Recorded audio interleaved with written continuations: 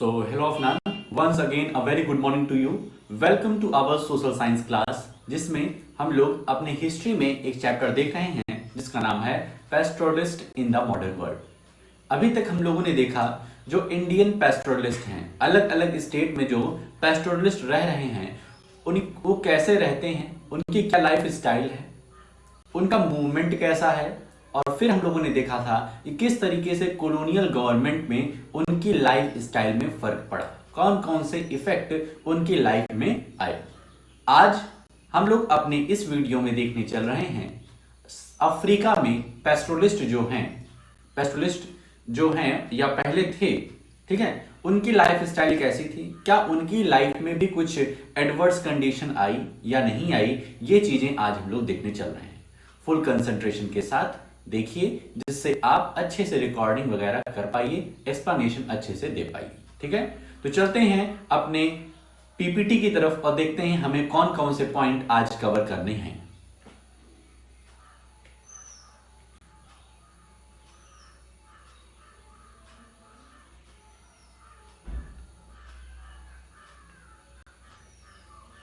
तो ये रही अपनी PPT, pastoralist in the modern world.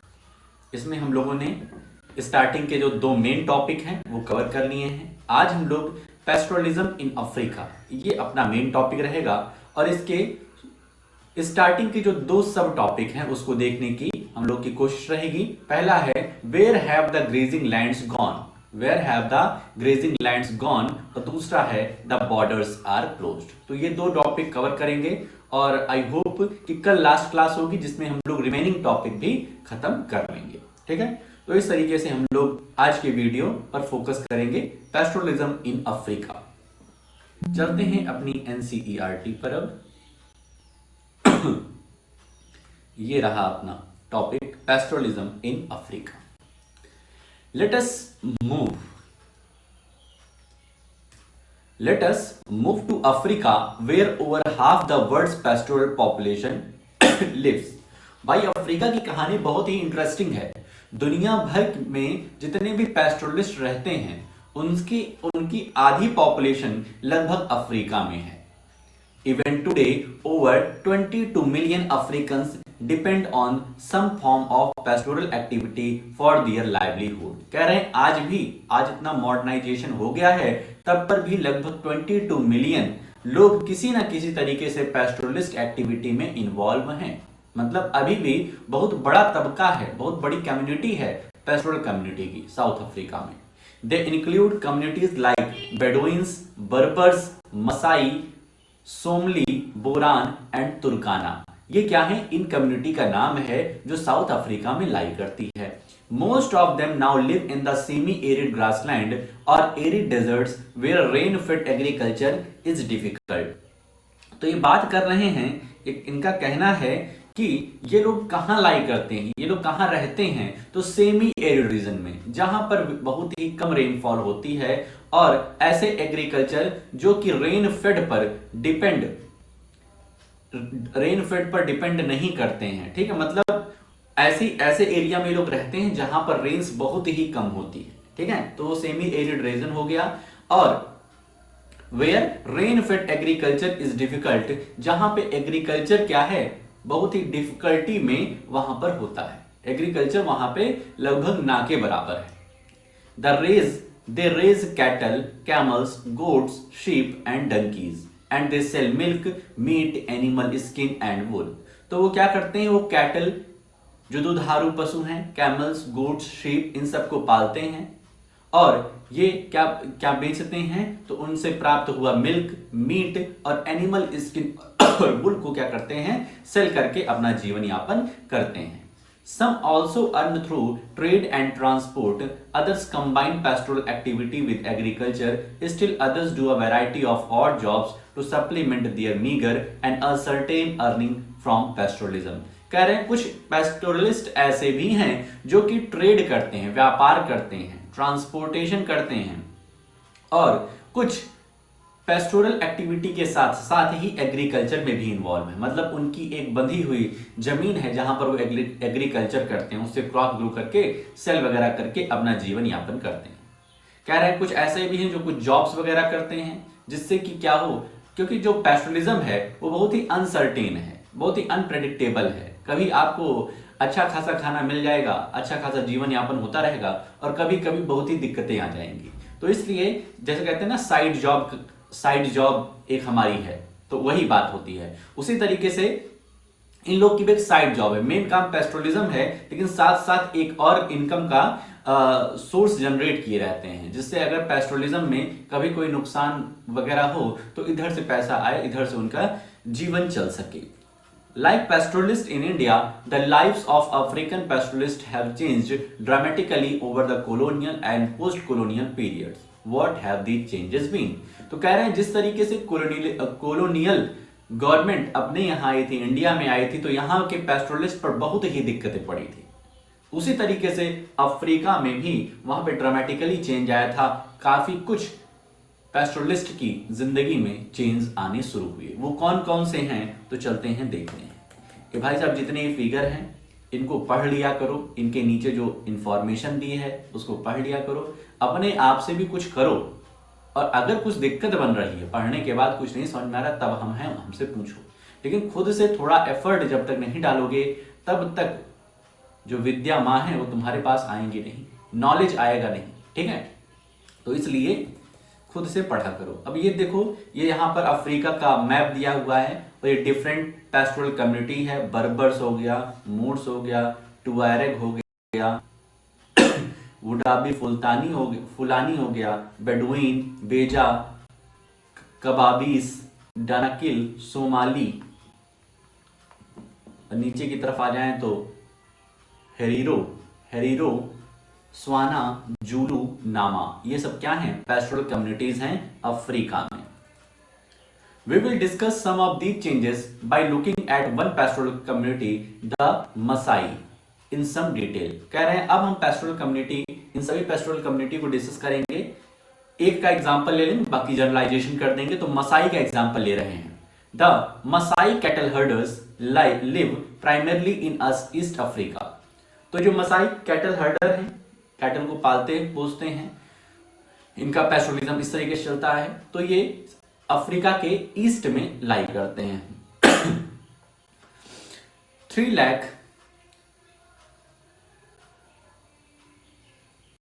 Lakh in southern Kenya and other 1,50,000 in Tanzania. ठीक है, ये इनकी क्या दिया गया है, नंबर्स दिया गया कि 3 लाख सदर्न केन्या में रहते हैं और 1,50,000 तंजानिया में रहते हैं ये Maasai. We will see how new laws and regulation took away their land and restricted their movement। हम देखेंगे किस तरीके से कॉलोनियल का जो लॉ आया, रेगुलेशन आया, वो इनकी मूवमेंट में किस तरीके से रेस्ट्रिक्शन लाया। Thus this affected their lives in times of drought and even reshaped their social relationship। तो इससे इनके जिंदगी में काफी तंगी आ गई, काफी चेंजेस आए। वो कौन कौन से हैं, ये हम लोग आगे आने वाले 4 पॉइंट में देखेंगे। आज का फोकस रहेगा शुरू के 2 पॉइंट पर। पहला है where have the grazing land gone. एक जो ग्रेजिंग लैंड थी, जहां पर इनके पशु फॉरेस्ट को कंज्यूम करते थे, वो लैंड कहां चली गई। One of the problems the Masais have faced in the continuous loss of their grazing land. Before colonial times, Masai land stretched over a vast area from North Kenya to the steppes of Northern Tanzania। कह रहे हैं कि जो Masai land थी, Masai land मतलब जहां पे Masai community लाई करती थी, जहां पे इनके कैटल हर्डर्स आराम से ग्रेजिंग करते थे। तो कॉलोनियल गवर्नमेंट आने से पहले मसाई लैंड बहुत वास्ट एरिया में फैला हुआ था। कहां से कहां तक, तो नॉर्थ केन्या से लेकर के स्टेपीज ऑफ नॉर्दर्न तंजानिया तक, इतने दूरी में ये मसाई लैंड फैला हुआ था। In the late 19th century, European imperial power scrambled for territorial position in Africa, slicing up the region into different colonies. फिर लेट 19th century में आगमन होता है यूरोपियन का, इन ब्रिटिशर्स का, और ये क्या करते हैं, स्क्रैम्बल्ड फॉर टेरिटोरियल पोजीशन। जो टेरिटरी है उसको अपने हिस्से में लेने के लिए, उसको पजेस करने के लिए क्या करते हैं, स्क्रैम्बल करते हैं, संघर्ष करते हैं, लड़ाई चलती है। Slicing off the region into different colonies, और ये जो मसाई लैंड था इसको स्लाइस करते हैं, कई हिस्सों में काट देते हैं और नई नई कॉलोनीज बना देते हैं। In 1885, Masai land was cut into half with an international boundary between British Kenya and German Tanganyika। ठीक है, तो मसाई लैंड क्या होती है 1885 में लगभग आधी हो जाती है और अपना बॉर्डर शेयर करती है, इंटरनेशनल बाउंड्री शेयर करती है ब्रिटिश केन्या से और जर्मन तंजानिका के बीच में ये आती है मसाई लैंड। देख रहे हो, मतलब कि इसको काट पीट करके इतना छोटा कर दिया गया ब्रिटिशर्स द्वारा। Subsequently, the best grazing lands were gradually taken over for white settlement and the Maasai were pushed into a small area in South Kenya and North Tanzania। तो कॉलोनीज बनाने लगे ये लोग किसके? व्हाइट्स के लिए। व्हाइट्स के लिए क्या करने लगे?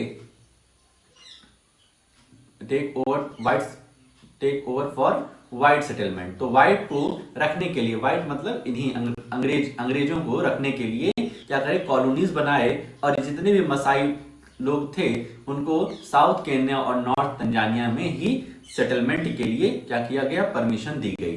The Maasai lost about 60% of their pre colonial lands. They were confined to an arid zone with uncertain rainfall and poor pasture। तो मसाई ने अपनी 60% लैंड क्या कर दी? खो दी। वो सब चली गई अंग्रेजों के खाते में। और फिर उनको कहां कन्फाइंड कर दिया गया? कन्फाइंड मतलब एक जगह बंद कर देना। तो उनको बंद कर दिया गया कहां पे? एरिड जोन, जहां पे एकदम बेकार जमीन है, जहां पर रेनफॉल होती ही नहीं है, वहां पर उनको रहने के लिए कहा गया और उससे बाहर कहेगी इससे बाहर आपको नहीं आना है। पुअर पास्चर जहां पे है, जहां पे उनको चारे, उनके कैटल्स के लिए जो चारे वगैरह हैं वो बहुत ही खराब कंडीशन के हैं। From the late 19th century, the British colonial government in East Africa also encouraged local peasant communities to expand cultivation। ठीक है, अब ब्रिटिश कॉलोनियल गवर्नमेंट क्या थी? ये ग्रेजिंग लैंड को बहुत ही वेस्ट लैंड के रूप में मानती थी कि ये क्या कर रहे हैं? ये जमीन को बेकार कर रहे हैं। तो ये वहां के जो पीजेंट्स थे, लोकल जो पीजेंट्स थे, उनको क्या किया? कल्टीवेशन को बढ़ाने के लिए कहा गया कि आप ज्यादा ज्यादा अन्न उपजाइए, ज्यादा ज्यादा ग्रो करिए। ठीक है, as cultivation expanded, pasture lands were turned into cultivated fields। In pre-colonial time, the Maasai pastoralists had dominated their agricultural neighbors both economically and politically। By the end of colonial rule, the situation had reversed। ठीक है, तो बात यहाँ पे क्या कह रहे हैं कि जैसे जैसे कल्टीवेटिंग लैंड बढ़ रही थी वैसे ग्रेजिंग लैंड कम हो रही थी। जो कॉलोनियल गवर्नमेंट थी ये इनकरेज करती थी पीजेंट्स को कि आप कल्टीवेटिंग लैंड करिए, ग्रेजिंग लैंड को हटाइए और उस जगह पे कल्टीवेशन करिए। ठीक है, तो इससे क्या हो रहे थे? ये इकोनॉमिकली और पॉलिटिकली जो मसाई पेस्टोरलिस्ट थे वो डोमिनेट हो रहे थे। इनको क्या करा जा रहा था? दबाया जा रहा था। और कॉलोनियल रूल जब एंड हो गया तो सिचुएशन क्या हो गई? फिर रिवर्स हो गई। ठीक है, मतलब जैसा पहले थे फिर वैसे ही होने लगा। Large areas of grazing land were also turned into game reserves like the Masai Mara and Samburu National Park in Kenya and Serengeti Park in Tanzania। Grazing land को थोड़ा सा इंटरटेनमेंट पर्पस के लिए भी यूज करे जाने लगा, कोई गेम्स के लिए रिजर्व कर दिया कि जैसे मसाई मारा हो गया, संबुरु नेशनल पार्क हो गया, जहां से और थोड़ा सा इनकम फाइनेंशियली ये लोग मजबूत हो सकें colonial. Pastoralists were not allowed to enter these reserves। They could neither hunt animals nor graze their herds in these areas। Pastoralist को बिल्कुल मनाही थी कि आप इस एरिया में नहीं घुसेंगे, ना ही हंट करेंगे, ना ही ग्रेजिंग करवाएंगे। Very often these reserves were in areas that had traditionally been regular grazing grounds for Maasai herds। The Serengeti National Park, for instance, was created over 14,760 km of Maasai grazing land। तो ये जहां पर भी इनका game वगैरह चलता था, जहां पर इनके पार्क वगैरह बन रहे थे, वो ट्रेडिशनली जो था, मतलब पुराने जमाने में इन्हीं मसाई का क्या था? ग्रेजिंग लैंड हुआ करता था। और ये मसाई की ग्रेजिंग लैंड मतलब 14,760 किलोमीटर जो मसाई ग्रेजिंग लैंड हुआ करता था उस पर क्या बन गया? सेरेंगेटी नेशनल पार्क बना दिया गया। ठीक है, तो इस तरीके से ब्रिटिशर्स की वजह से इन मसाई पर क्या फर्क पड़ा। यहाँ फिगर को पढ़ लेना भाई, मसाई हैं कि ये कौन है। देखो मसाई लोग हैं, अपने कैटल्स को लेकर के जा रहे हैं। इस source E, source F, read it. The loss of finest grazing lands and water resources create pressure on the small area of land that the Maasai were confined within.